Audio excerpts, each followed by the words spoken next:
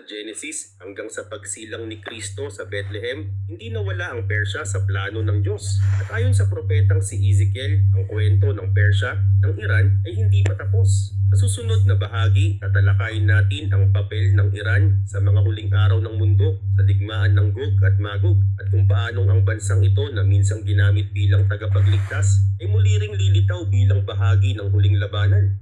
Isa sa mga pinaka-nakakatakot na pangitain sa lumang tipan ay matatagpuan sa Ezekiel Kabanata 38, ang digmaan ng Gog at Magog. Ayon sa hula, sa mga huling araw, isang koalisyon ng mga bansa ang sasalakay sa Israel. Ang bayang muling ibinalik ng Diyos. Ganito ang sabi ng Diyos, "Anak ng tao, harapin mo si Gog mula sa lupain ng Magog, pinuno ng Meshek at Tubal, at ipahayag mo ang aking salita laban sa kanya." At narito ang nakagugulat, isa sa mga unang bansang binanggit sa alyansang ito ay ang Persya o ang Iran sa kasalukuyan. Isang malaking kabalintunaan. Ang bansang minsang tumulong sa muling pagtatayo ng templo ng Diyos, ngayon ay magiging kaalyado ng mga kaaway ng kanyang bayan. Sino ang kasama sa alyansa ng kadiliman? Gog, isang makapangyarihang pinunong mula sa hilagang rehiyon na madalas iniuugnay ng mga iskolar sa Russia o Eurasia. Kush, dating bahagi ng Nubia na ngayon ay sakop ng Sudan. Put, bahagi ng hilagang Afrika, maaring tumukoy sa Libya. Gomer at Togarma, mga lugar sa paligid ng Turkey at ng Caucasus. Magtutulungan silang bumuo ng isang pandaigdigang hukbong militar at sasalakay na parang unos, isang ulap na sasakop sa buong lupain. Pero ayon sa kasulatan, hindi sila magtatagumpay. Ang kanilang pag-atake ay magpapagalit mismo sa Diyos. Gaganap siya ng direkta. Magkakaroon ng lindol, apoy mula sa langit, kalituhan sa kanilang hukbo. At sa gitna ng kaguluhan, ilalantad ng Diyos ang kanyang kadakilaan. Sabi niya, "Ipapakita ko ang aking kadakilaan at kabanalan sa harap ng maraming bansa, at makikilala nilang ako ang Panginoon." Mula sa tagapagligtas, patungong hinatulan ng Persya na minsang ginamit ng Diyos upang palayain ng Israel, ay ngayon magiging bahagi ng huling digmaan laban sa kanya. Ngunit hindi ito nangangahulugang inabandona na ng Diyos ang Persya.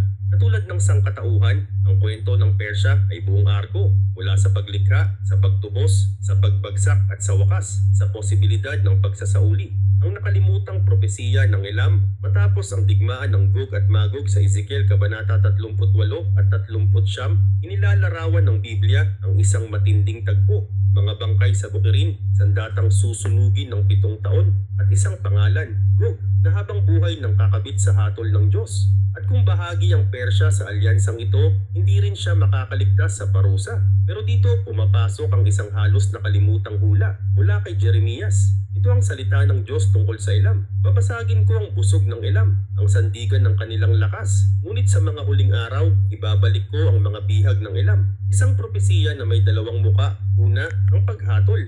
Pero pagkatapos, isang pangako ng muling pagpapanumbalik. May pag-asa pa ba ang Iran? Kahit pa maging bahagi ng huling alyansa laban sa Israel. Kahit pa makaranas ng apoy ng langit, hindi pa rin sarado ang kwento ng Iran. Dahil kahit sa gitna ng hatol, ang Diyos ay hindi nagsasara ng pintuan sa awa. Sa mga huling araw, ayon sa Biblia, lahat ng mga bansang natira pagkatapos ng digmaan ay aakyat sa Jerusalem taon-taon upang sambahin ng hari, ang Panginoon ng mga hukbo. At marahil isa sa mga bansang ito ay Elam, ang Persya, Iran. Isang larawan ng lahi ng tao mula Genesis hanggang Revelation, ang Persya ay laging naroon. Isang sangang landas ng kasaysayan ng Diyos at ng sangkatauhan. Sa Genesis, isinilang sina Elam at Madai mula sa angkan ni Noah. Sa panahon ni Abraham, sinalakay ng Elam si Lot. Sa pagbagsak ng Babylonia, ginamit ng Diyos ang Persya bilang tagapagtubos. Sa pagtatayo ng templo, isang haring Persyano ang nagbigay ng pondo. At sa kapanganakan ng Mesiyas, mga pantas mula sa Persya ang unang kumilala sa kanya. Ngunit sa pagtatapos ng panahon, muling lalabas ang Persya, ngayon bilang bahagi ng digmaan.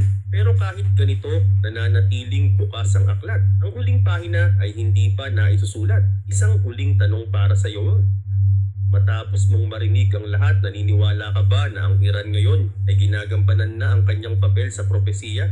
Sa panahong ito, kung kailan ang mga sinaunang hula ay tahimik ngunit tuloy-tuloy na natutupad, nasaan na kaya tayo sa kwento? Nakikita mo ba ang mga palatandaan sa mga balita ngayon? I-share mo ang sagot mo sa comment section sa ibaba. At kung gusto mong magpatuloy tayo sa pag-explore ng mga koneksyon ng kasalukuyan sa mga hula sa Biblia, paki-like at i-share ang video na ito. Isa itong paraan para malaman naming gusto mo pa ng ganitong nilalaman. At kung handa ka ng lumalim pa, i-click mo ang video na nasa screen ngayon. Ang 7 palatandaan ni Daniel para makilala ang Antikristo.